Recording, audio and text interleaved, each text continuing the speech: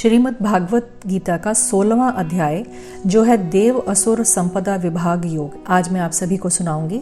स्वागत है आप सभी का मेरे YouTube channel untold mythological stories पर। श्री कृष्ण भगवान बोले, अब मैं तुझे देवी असुरी संपदाओं के लक्षण बताता हूँ।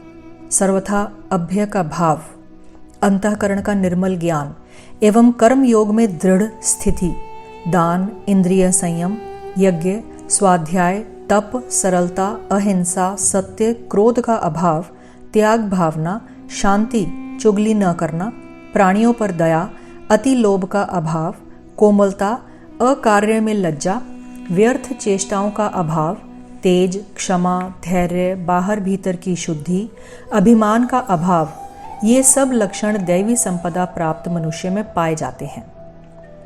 और पाखंड, घमंड, अभिमान, क्रोध, क्रूरता और अज्ञान आसुरी संपदा प्राप्त पुरुषों में पाए जाते हैं। दैवी संपदा मुक्ति का और आसुरी संपदा बंधन का कारण बनती है।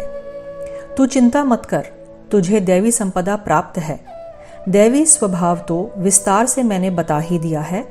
अब आसुरी संपदा और आसुरी स्वभाव को मैं विस्तार से कहता हूं। आसुरी स्वभाव वाले मनुष्य कर्तव्य और अकर्तव्य को नहीं जानते हैं।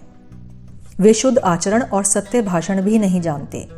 ये जगत को आश्रयहीन, सर्वथा असत्य और ईश्वर रहित स्त्री पुरुष के संयोग से उत्पन्न मानते हैं। इसलिए उनकी दृष्टि में यह केवल भोग भोगने के लिए है। इस प्रकार मिथ्या ज्ञान में फंसकर ये मूर्ख अपना आपा खोकर उग्र कर्मा बन जाते हैं और सबका अहित करने वाले, जगत का केवल नाश करने के लिए ही पैदा होते हैं। ये मनुष्य पाखंड, अभिमान और मद से भरे कभी पूर्ण न होने वाली कामनाओं को बांधे अज्ञान से झूठा सिद्धांत बनाकर भ्रष्टाचार में प्रवृत्त होते हैं। मरण पर्यंत वे अनंत चिंताओं से घिरे रहते हैं। विषय भोग से अतिरिक्त आनंद की कल्पना भी नहीं कर सकते।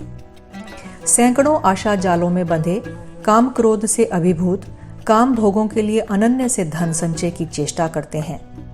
उनकी विचारधाराएं चलती हैं, आज मुझे यह मिला, इसमें यह प्राप्त होगा, इतना तो धन है और इतना हो जाए, मैंने अमुक शत्रु को मार दिया, दूसरे शत्रुओं को भी मारूंगा, मैं ईश्वर और ऐश्वर्य का भोगी हूँ, सिद्धियों से युक्त, बलवान और सुखी हूँ, बड़ा धनवान और बड़े कुटुंब वाला हूँ, मेरे समान कौन है, यह मैं करूँगा, दान दूंगा और प्रसन्न होऊंगा। इस प्रकार की भ्रांतियों में चंचल चित्त अज्ञान से घिरे भोगों में फंसकर अशुद्ध मन वाला पुरुष नरक में गिरता है। अपने आप को श्रेष्ठ मानने वाले धन के अभिमान में चूर पाखंड से नाम मात्र को यज्ञ करते हैं। अहंकार, बल, घमंड, काम और क्रोध से भरे अपने एवं दूसरे के शरीर में स्थित मुझ अंतर्यामी के द्वेषी पापाचारियों को मैं बार बार आसुरी योनियों में ही उत्पन्न करता हूँ। ये मूढ़ पुरुष हर जन्म में आसुरी योनि में पैदा होकर ईश्वर तक न पहुंचकर नीच गति में ही पड़े रहते हैं। काम, क्रोध और लोभ ये आत्मा के विनाशी 3 द्वार हैं। इन तीनों को छोड़ना चाहिए।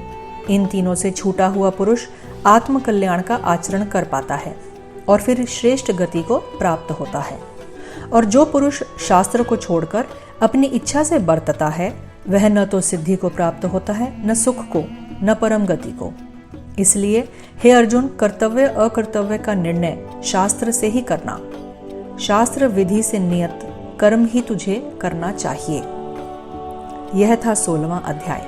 राधे राधे। ईश्वर आप सभी श्रोताओं की मनोकामनाएं पूरी करे।